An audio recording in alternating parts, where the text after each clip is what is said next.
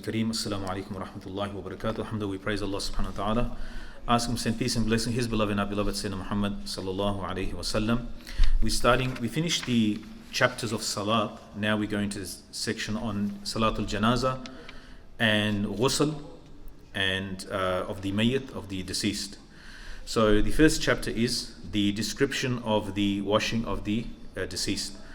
Imam Malik narrated from Ayub bin Abi Tamima as-Sakhtiyani, Abu Ayyub as-Sakhtiyani, and from Muhammad ibn Sirin, who narrated from Muwatta al-Ansariya, that she said that Rasulullah sallallahu alaihi wasallam entered upon us when his daughter had died, passed away. And he said, wash her 3 times or 5 times or more, and water and sidr. Sidr is like from a leaf. Sidr is a type of plant. And it's soaked in water or boiled in water, and it's like shampoo or like soap. And make the last one from kafur, camphor, meaning mixed in the water, or something from kafur. And when he had finished, inform me. When we had finished, she said that when we finished, then we informed Rasulullah sallallahu alaihi wasallam. Then he gave his a cloth, right? That's tied below in the lower garment, or a sheet like a lungi or sarong, and he gave it to, or like a belt, something that's tied to hold the lungi. Then he like a piece of cloth that's to like in the middle. Then Rasulullah sallallahu alaihi wasallam gave that. If you keep moving, it's going to distract me. So just sit over there, inshallah. Jazakallah khair. All right, thank you. So,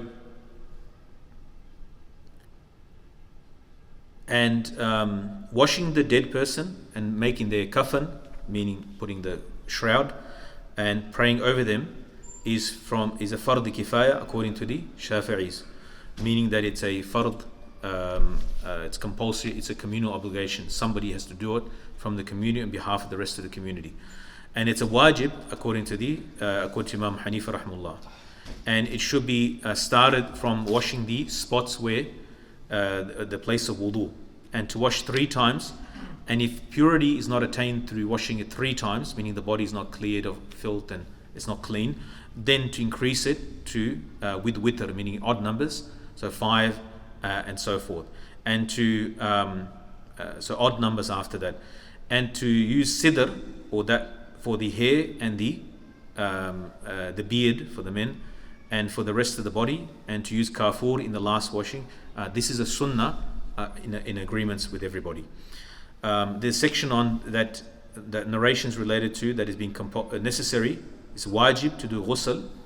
Is it wajib to do ghusl for the one who has washed the body himself or herself? And saying that it's not wajib, and it's permissible for a woman to wash her husband. Imam Malik narrated from Abdullah bin Abu Bakr that Asma bint Umais, the wife of Abu Bakr Siddiq, washed Abu Bakr Siddiq radiallahu anhu when he passed away. Then she went out, and she asked who was there from the Muhajirin. She said that I'm fasting and this day is very cold.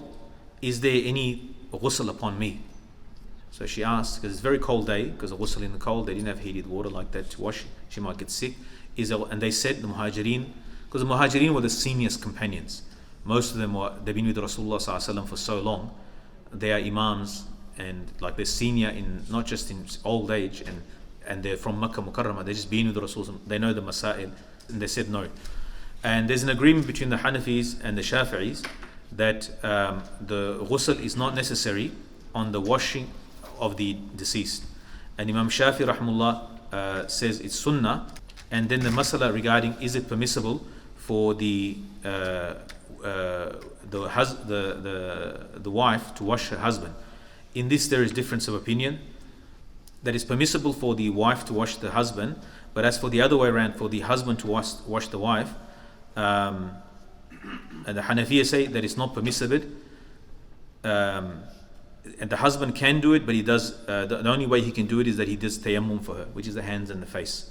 Imam Shafi Rahimahullah said it is permissible because he puts forward the narration of Fatima radiallahu and Ali radiallahu anhuma, and also the statement of Aisha radiallahu anha. So meaning that the ghusl of Ali radiallahu anhu of Fatima radiallahu anha, and also the narration of Aisha radiallahu anha where she said Rasulullah sallallahu alaihi wasallam said to her, if you die before me, then I will wash you and do kafan for you. So Rasulullah sallam is the husband for his wife that he said that. If a woman passed away and there's no other women and no mahram, then tayammum is done for her. Imam Malik narrated that he heard the people of knowledge, meaning the jurists of Madinah Munawwarra, the scholar of Madinah Munawwarra, they used to say when a woman dies and there is no women there, right? It could be like in a village, outskirts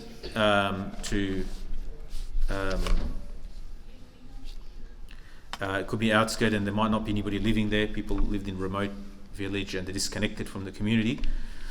If a woman passes away and there is no woman to wash her and there is no mahram, meaning no male that is mahram that she's related to, for example, a son or brother and so forth, and there's no husband either, then tayammum is done for her and she is wiped on her face and her hands from dirt. As we do tayammum, we explained before tayammum, which is translated as dry ablution, but it's what nobody knows what dry ablution is.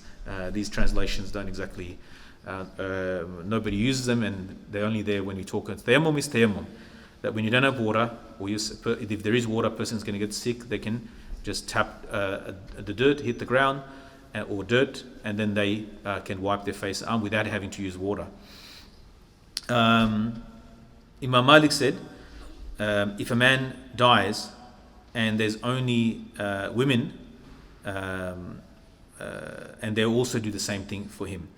Shah Waliullah Rahimahullah explaining this said, the Hanafis and the Shafis agree that if a woman, if she dies and there's no one there except for a stranger, meaning a non-mahram male, then they will do tayammum for her.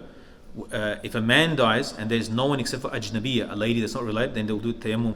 And there's a difference regarding the husband, and we've mentioned that before. In Fatawa, Al-Mugiri said the mahram will do tayammum to her with his hand, while those that are not mahram, they'll do with a cloth, not to touch her directly. All right. So this is, the level of care is taken. Segregation between men and women is a thing even in death as well. And there's haya is the khuluq, the character of Islam.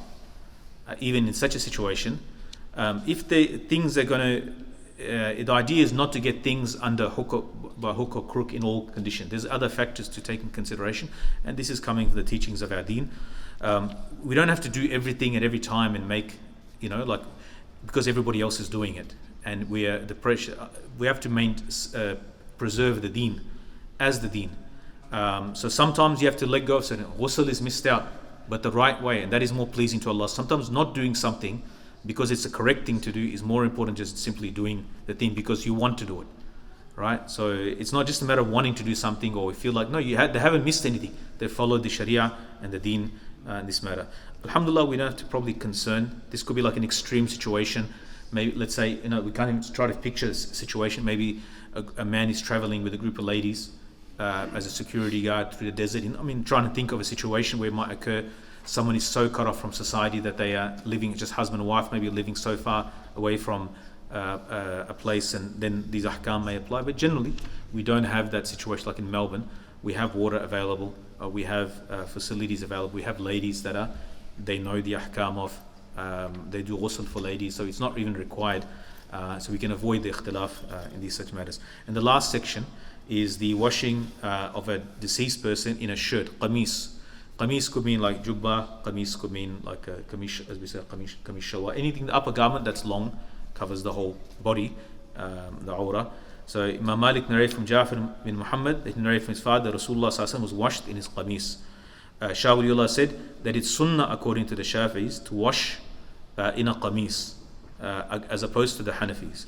Shah Waliullah said that I think this is the second view. The Hanafis believe that this is specific to Rasulullah ﷺ, that this is not for others. But generally, when we wash, as we do wash, doesn't matter what the madhab is, that the awrah is fully covered. So for those brothers, some here that do wash the bodies, and we probably had a chance to wash somebody, that you put a towel or you put a sheet over, then you remove the clothes underneath, and when they're washed, their private parts, meaning from the navel to the knee, that area is not exposed when they're washed. So even in that, such care is taken that they're washed, all the respect is given to the Muslim mayyit. They're buried in a certain way, they're carried in a certain way, they're wrapped in a certain way, and with gentleness and so forth. And they're covered, the body, that awrah is covered, and even underneath that is going to be washed. Whatever's in the old days, they mentioned about wrapping rags to such an extent that you don't feel the specifics of the body that is washed. So such a haya is maintained even in that as well. I think you use what do you use for ghusl? Wrap, and what else? It's oven mitts or something. Don't you use oven mitts? Used to. Okay, yeah. So something is used where, again, so be careful about that to make sure the body that respect is given. Ultimately, but the Shafi'is say that it's sunnah to use like a shirt, while the others, the Hanafi, say there is no garment to be worn. But all agree, of course, the awrah is not to be exposed like that. We've got to teach all our mayyits, alhamdulillah, maybe an accident happens, but the awrah is covered. When is washed here, alhamdulillah, that's followed through. I can't say for the living. We have sports events, the sports events where the awrah is mashallah, and we have to nicely remind the brothers, and I think friends, and especially the young people, they remind them that when you're coming with things above the knee, your thighs are all exposed, you actually, Islamically, you're walking around naked, and a salat like that is not valid, and it's actually sinful to expose it, and it's sinful to look at it as well. So we have to sort of remind our community and ourselves that our mayyit have better satr al-awrah than sometimes our living. But anyway, Allah give us understanding and to practice what we say.